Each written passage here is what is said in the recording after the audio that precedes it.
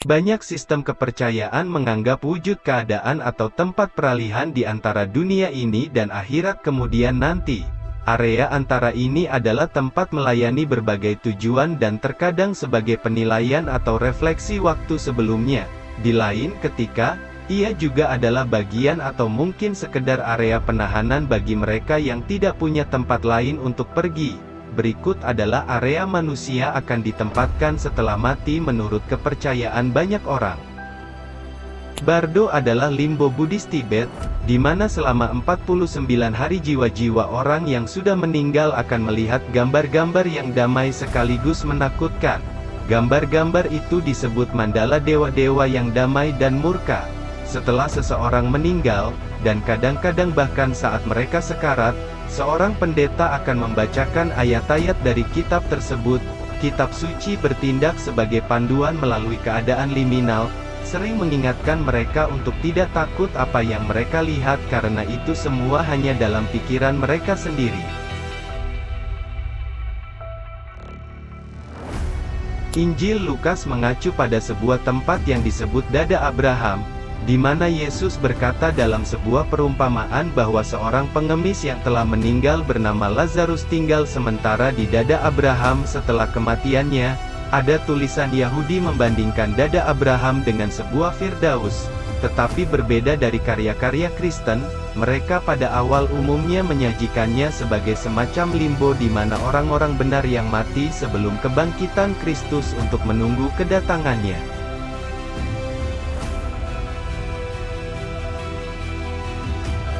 Beberapa agama memiliki sungai yang memisahkan dunia ini dari dunia berikutnya yang berfungsi sebagai jalan menuju akhirat. Menurut mitologi Yunani, agar jiwa-jiwa bisa sampai ke dunia bawah mereka harus menyeberangi sungai Styx. Ia merupakan sungai gelap yang membagi tepi tanah orang mati dan dunia bawah yang sebenarnya. Styx adalah dewa dan sungai yang membentuk batas antara Gaia yaitu bumi dan dunia bawah dan banyak sungai bergabung dengan Styx. Semua bertemu di pusat dunia bawah di rawa besar sebelum mereka pergi ke kerajaan surga.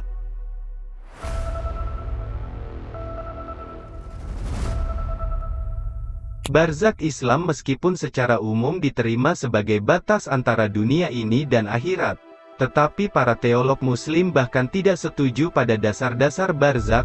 Beberapa percaya bahwa itu adalah tempat inkorporeal di mana tidak ada rasa sakit fisik. Mereka berpendapat bahwa jiwa sudah mengetahui tujuan akhirnya dan menerima pengalaman kesenangan atau rasa sakit yang sesuai dalam bentuk yang lebih rendah. Mereka cuma bisa merenungkan tetapi tidak dapat mempengaruhi nasib akhir. Kemudian setelah itu terjadi hari penghakiman besar di mana jiwa-jiwa akan pergi menemui nasib terakhir mereka.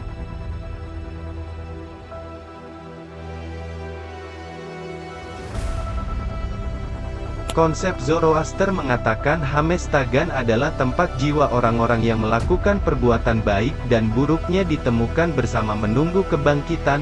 Jiwa ditimbang pada timbangan Dewa Rasnu, dan diyakini bahwa konsep Hamestagan muncul sebagai jawaban atas pertanyaan tentang apa yang terjadi pada jiwa yang perbuatan baik dan buruknya ditimbang sama. Hamestagan terletak di antara pusat bumi dan lingkup bintang-bintang dan memiliki ciri-ciri dari kedua daerah. Jiwa-jiwa di sana dikatakan menderita cuaca yang sangat dingin dan panas. Hamestagan bukanlah tempat hukuman, jadi dingin atau panas yang mereka alami bukanlah siksaan yang terlalu banyak sebagai produk dari lokasi akhirat mereka.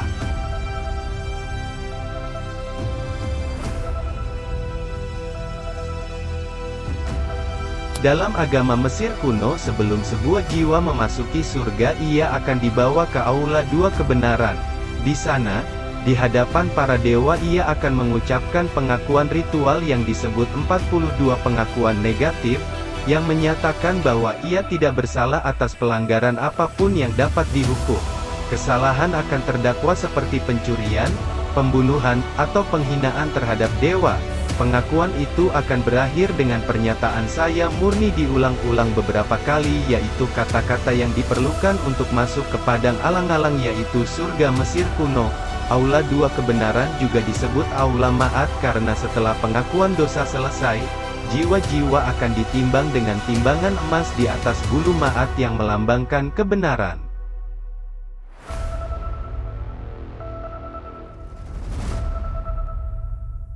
Pertanyaan tentang kemana bayi-bayi yang tidak dibaptis pergi setelah kematian menimbulkan masalah bagi gereja Katolik kuno, karena Perjanjian Baru tidak membahas masalah itu.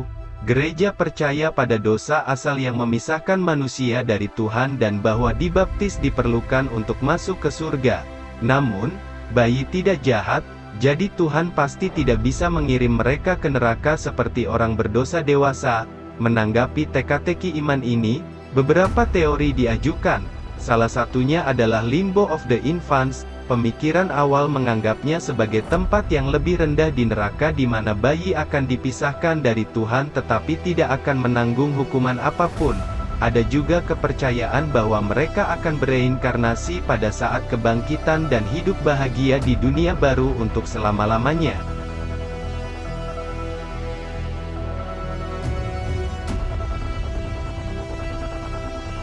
Beberapa orang yang pernah mengalami pengalaman mendekati kematian mengaku telah melihat kehidupan mereka berkelebat di depan mata.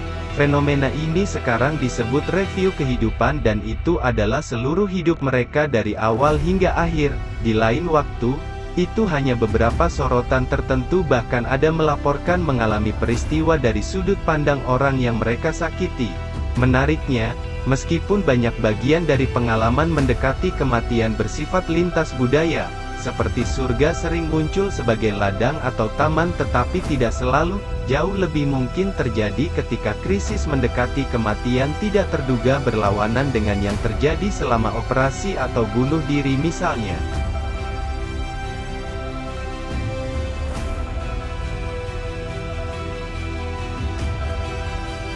Summerland sering disebut surgawi kan?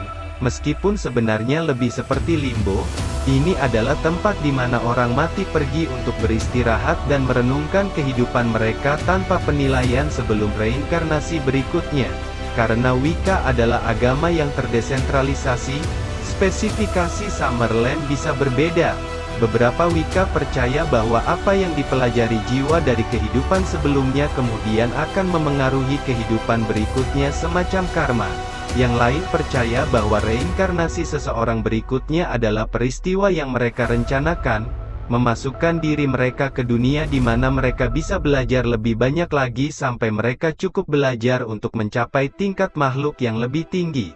Begitu mereka mencapai puncak keberadaan ini, mereka menghentikan siklus kelahiran kembali dan tetap berada di Summerland.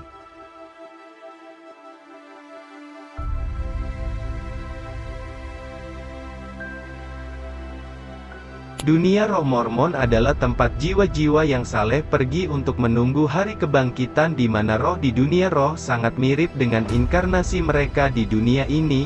Mormonisme mengklaim bahwa gereja Mormon di dunia roh diatur seperti di bumi. Para imam memegang posisi yang sama dan melaksanakan tugas yang sama bahkan setelah kematian fisik. Keluarga juga tetap tidak berubah, kecuali mereka tidak menghormati panggilan semasa kehidupan mereka sebelumnya. Mereka meyakini penjara roh sebagai tempat sekaligus keadaan jiwa antara kematian dan kebangkitan bagi orang-orang yang belum menerima pengetahuan tentang Injil Yesus Kristus.